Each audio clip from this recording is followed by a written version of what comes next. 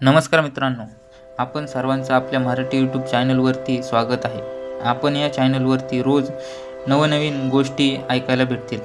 तर आजची आपली पहिली गोष्ट आहे रावण राजा राक्षसांचा अशी आहे.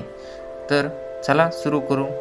वर्षकालातील शेवटचे नक्षत्र सुरू झालं होतं. सकाळपासून सुरू असलेला पाऊस थांबल्यानं कुटीच्या छपरावरचा आवाज कमी होऊन शांत वाटू लागलं. मी आणि कुंभकर्ण कुटीच्या पडवडीत उभं राहून पावसाचा अंदाज घेऊ लागलो. वातावरणात गारवा जाणवू लागला. पाऊस कमी झाल्यानं शांत असलेल्या पक्ष्यांचा अचानक होऊ घातलेला किलबिलाट ढगांना आव्हान देऊ लागला. अंधार पडू लागल्यानं वातावरणात अनामिक स्तब्धता आली. काळ्या ढगांची गूढ पळापळ दिसू लागली.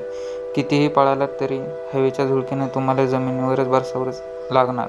आभाळाकडं बघत मी मनात म्हटलं, आश्रमात सगळीकडे पाना फुलांचा सडा पडला होता. सर्वत्र चिखल झाल्यानं गुडघ्यापर्यंत वाढलेलं गवत कोमेजून गेलं होतं. आश्रमाच्या कुंपणावरील काटेरी फांद्या पावसाच्या तडाख्यानं मृद झाल्यापासून कुटीत बसून आम्हा सर्वांनाच कंटाळा आला होता. एका जागी बसल्यानं पायाला मुंग्या येत होत्या.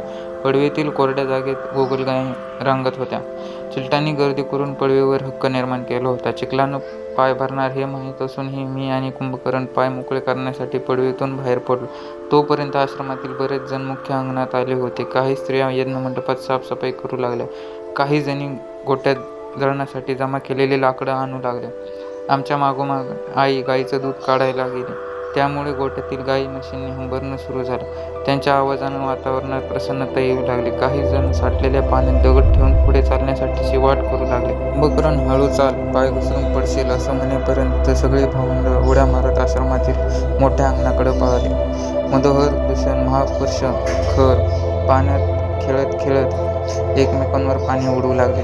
चिखलाचं पाणी चुकवत मी आश्रमाबाहेर फेरफटका मारायला निघालो. सुरपा, बिभीषण, कुंभकर्ण आणि इतर भावंड खेळ थांबवून माझ्या मागं आले. आश्रमाबाहेर येताच कुंभकर्ण प्रत्येक झाड हलवून त्यावरील पाणी उडवू लागला. हर्षभरीत वातावरणात फुलांचा सुगंध दरवळत होता. कवतावर आणि फुलांच्या वेलींवर अनेक रंगीबेरंगी फुलपाखरे उडत होती. मी एकाग्रतेने त्यांच्या हालचालीचं निरीक्षण करू लागलो. माझी नजर कुंपणाबाहेरील वेलीवर उडणाऱ्या एका मोरपंखी फुलपाखरावर स्थिर झाली.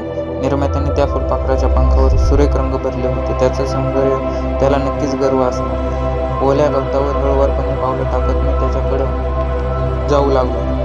हिरव्या हाड असलेल्या पिवळ्या फुलावर बसलेले ते फुलपाखरू खूपच सुंदर होते. वेळीवर बाकीची फुलपाखरं नजरेसमोर येऊन माझ्या एकाग्रतेचा भंग करू लागली. त्या मोरपंखी फुलपाखराची चपलता बघून ते लवकरच उडेल असं जाणवलं. मी त्याच्या आणखी जवळ गेलो. त्याच्या पायांची हालचाल आता मला स्पष्ट दिसू लागली. मी हात पुढे केला आणि झटकन 2 बोटांच्या चिमटीत ते फुलपाखरू पकडलं.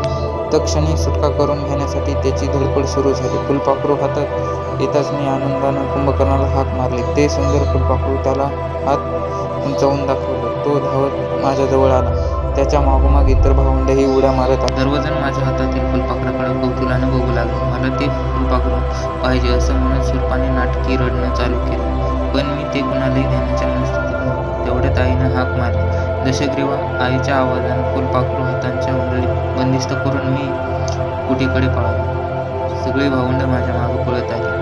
आई, हे बघ किती सुंदर आहे हे, असं म्हणत मी ते फुलपाखरू आईला दाखवलं. तिनं फुलपाखराकडं एक टाकला. मला ते पाहिजे. सुरपा नाटकी रडत आईकडे बघत म्हणाली, दशग्रीवा सोड त्या निष्पाप जीवाला, ही उडतानाच सुंदर दिसतात. आई, राहू दे ना सकाळपर्यंत. मी किंचित नाराजगीच्या सुरात म्हटलं, सोडून दे रे ते फुलपाखरू, क्षणिक आनंदासाठी त्याचा जीव घेशील का? आई आवाज चढवत म्हणाली. बरं येतो सोडून. मी सर्वांकडे बघत म्हणलं. इच्छा नसताना मी फुलपाखरू सोडून देण्यासाठी पळत कुंपणाजवळ आलो. सर्व भावंड माझ्या मागं पळत आले. त्याला उडताना सगळ्यांना बघायचं होतं. बोटांची पकड सैल करून मी ते फुलपाखरू डाव्या हाताच्या तळावर ठेवले आणि हळूहळू हालचाल करत ते उडालंही. कुंपणाबाहेर जाईपर्यंत आम्ही त्याच्याकडे एकटक बघत उभे राहिलो. खरंच फुलपाखरू मुक्तपणे उडताना जास्त सुंदर दिसतात, बिभीषण मिच्च हास्य करत म्हणाला. त्यावर सर्वजण मोठ्याने हसले. मी लटक्या रागानं त्याच्याकडे बघितले. तो मान खाली घालून हातानं तोंड दाबत हसू लागला. जर हाताच्या बोटांकडे गेले. फुलपाखराच्या पंखाचा रंग माझ्या बोटांना लागला होता. पुन्हा रिमझिम पाऊस सुरू झाला. पावसाच्या काही थेंबांमुळे मोरपंखी रंग हातावर पसरू लागला. अचानक पावसाची जोराची सर आली. आम्ही एकमेकांच्या अंगावर गढूळ पाणी उडवत आपापल्या कुटीकडे पळालो. कुटीत जाईपर्यंत आम्ही ओले झालो होतो. आत जाताच आईनं अंग पुसायला वस्त्र दिलं.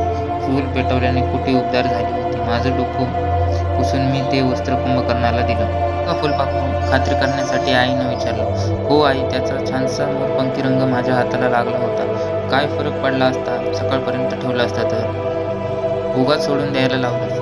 मी काहीच चिडक्या आवाजात बोललो. दशग्रीवा, बंदिस्त आयुष्याच्या दुःखाची जीवन झाल्यावर तुला समजेल की मी त्याला का सोडून द्यायला सांगितलं. असं बोलून आई भोजनासाठी तयारी करू लागली. तिच्या उत्तराकडे दुर्लक्ष करत मी वस्त्र बदलले.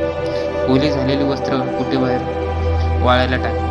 बाहेर गडद अंधार पडला होता. आश्रमातील प्रत्येक कुटीत दिवे होते. आश्रमावर नजर फिरवून मी कुटीत येऊन बसलो.